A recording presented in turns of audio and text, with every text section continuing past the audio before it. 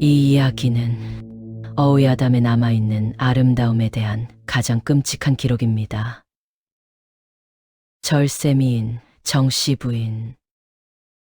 그녀는 시들지 않는 얼굴을 위해 검푸른 모란꽃과 피의 계약을 맺었습니다. 첫 재물은 자신의 고운 눈썹, 단 한 올뿐. 그녀의 얼굴은 빛났지만 눈썹이 사라진 자리엔 피를 먹은 듯한 붉고 작은 흉터 하나만 남았습니다. 그리고 밤마다 그 모란꽃에서는 이전에 없던 기이한 속삭임이 들려오기 시작했습니다. 너의 아름다움을 유지하고 싶으면 가장 생기가 넘치는 것을 바쳐. 그녀의 아름다움은 누구의 생기로 피어난 것일까요? 지금 진실을 확인해 보시겠습니까? 아마사의 저주. 조선 중엽 선조 때의 일이다. 선비 김생원은 아내 정씨 부인을 깊이 연모했다. 부인은 고운 눈썹과 백옥 같은 피부로 고을의 소문이 자자했다. 그러나 그녀의 마음속에는 시들지 않는 미모에 대한 병적인 집착이 뿌리내리고 있었다. 정씨 부인은 거울을 보는 것이 생의 전부였다.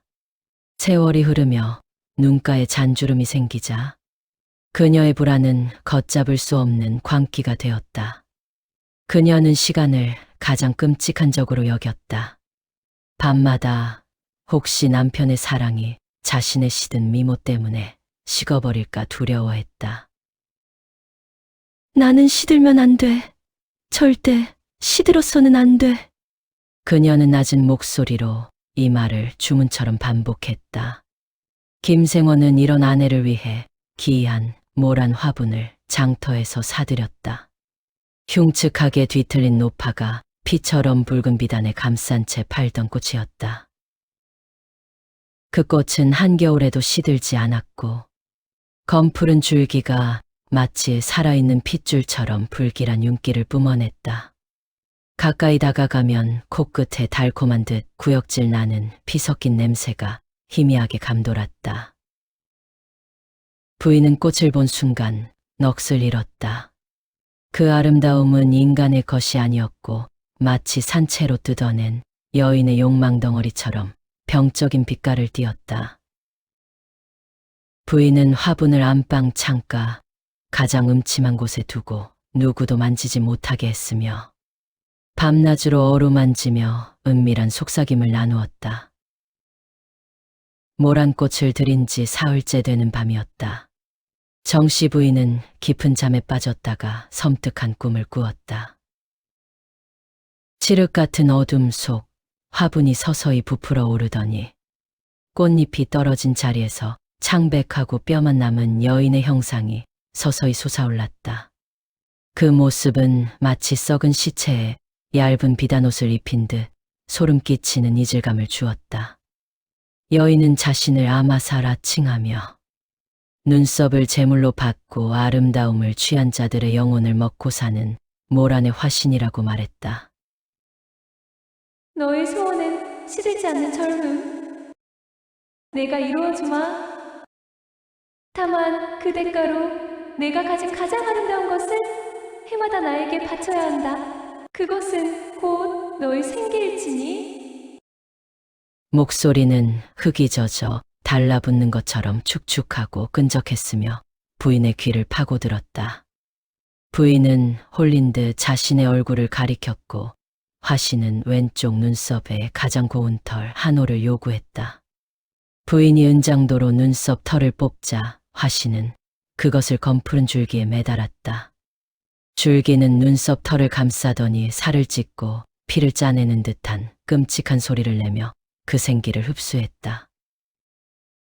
다음 날 잠에서 깨어 거울을 본 부인은 놀라 까무러칠 뻔했다. 얼굴은 20살 처녀 시절로 되돌아갔고 피부는 백옥처럼 휘었다. 그러나 왼쪽 눈썹에는 무언가 꿰매진 듯한 아주 작은 붉은 흠집이 영원히 남았다. 그 후 부인의 아름다움에는 음습한 그림자가 드리워졌다. 그녀는 모란 꽃을 신주 모시듯 했고 밤마다 꽃 곁에서 중얼거리는 소리가 김생원의 잠을 방해했다. 김생원은 아내의 극심한 아름다움에 홀렸으나 그녀에게서 나는 달콤하지만 차가운 묘한 향기 때문에 가까이 다가가는 것이 꺼려졌다. 그 향기를 맡을 때마다 김생원은 정신이 희미해지는 듯한 어지러움을 느꼈다. 이 향기가 바로 그녀를 구속하는 주술이었다. 1년이 지나자 미색이 다시 희미해지기 시작했고 부인은 이전보다 훨씬 더 많은 눈썹 털을 바쳤다. 계약의 주기는 석 달, 한 달, 그리고 일주일로 점차 짧아졌다. 부인의 눈썹은 이제 듬성듬성하여 소름 끼치는 흉터처럼 보였지만 얼굴 자체는 인간의 영역을 벗어난 아름다움으로 빛났다. 그녀의 아름다움은 보는 이의 정신을 마비시켰다. 김생원은 아내의 눈썹이 망가지는 것을 보고 두려워했지만 그 아름다움의 마력에 홀려 아무 말도 할 수 없었다. 그는 아내가 무서운 계약에 묶여 있음을 알았으나 요사스러운 꽃향기에 정신을 지배당한 채 집 밖으로 도망칠 의지조차 상실했다. 계약의 주기가 매일 밤으로 좁혀졌을 때 부인은 이제 눈썹으로 감당할 수 없는 더욱 잔혹한 대가를 요구받았다. 화신은 꿈속에서 요구했다. 이제 내게서 받을 수 있는 것은 없어. 내가 가장 사랑하는 것을 줘야 해. 그건 바로 내 남편. 어느 밤 잠든 김생원은 귓가에 들리는 섬뜩한 속삭임에 소스라치게 깨어났다. 눈썹은 이제 모자라다. 살아있는 생기로 채워야 해. 너의 남편의 생기, 곧 나의 뿌리가 될 거야. 방 안에는 흙냄새와 인위적인 꽃향기가 숨 막힐 듯 가득했다. 정씨 부인은 홀린 듯 모란 화분을 끌어안고 있었고 그녀의 손가락 끝은 화분의 줄기에 박혀 있었다. 줄기는 부인의 손가락을 통해 붉은 피를 빨아들이고 있었고 피를 머금은 모란꽃은 더욱 불길하게 붉은 광채를 뿜어냈다. 부인은 고통스러운 비명을 지르면서도 텅 빈 눈빛으로 희미하게 웃었다. 김생원이 두려움에 떨며 이름을 부르자 부인은 고개를 돌렸다. 그녀의 얼굴은 절정의 아름다움이었지만 눈빛은 김생원을 알아보지 못하는 껍데기였다. 그녀의 입에서 나온 목소리는 축축한 흙의 소리였다. 나는 시들지 않는다. 영원히. 당신도 영원히 내 곁에 남아야 해. 나의 생기가 되어.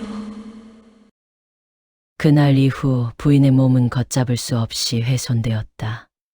손가락과 발가락은 썩은 뿌리처럼 변해갔고 머리카락은 매일 밤 한 줌씩 빠져 화분의 거름이 되었다. 그녀의 피부 아래로는 모란꽃 줄기처럼 푸른 혈관이 흉측하게 도드라져 보였다. 심지어 그녀의 눈동자마저 검푸른 윤기로 가득 차 시체처럼 변해갔다. 그러나 그녀의 얼굴만은 계약대로 티끌 하나 없는 처녀의 미모를 유지했다. 김생원은 공포에 질려 도망치려 했으나 요사스러운 모란향이 그의 의지를 마비시켰다. 그의 정신은 부인의 아름다움에 종속되었고 그의 육체는 아내의 아름다움을 위한 살아있는 재물이 되었다.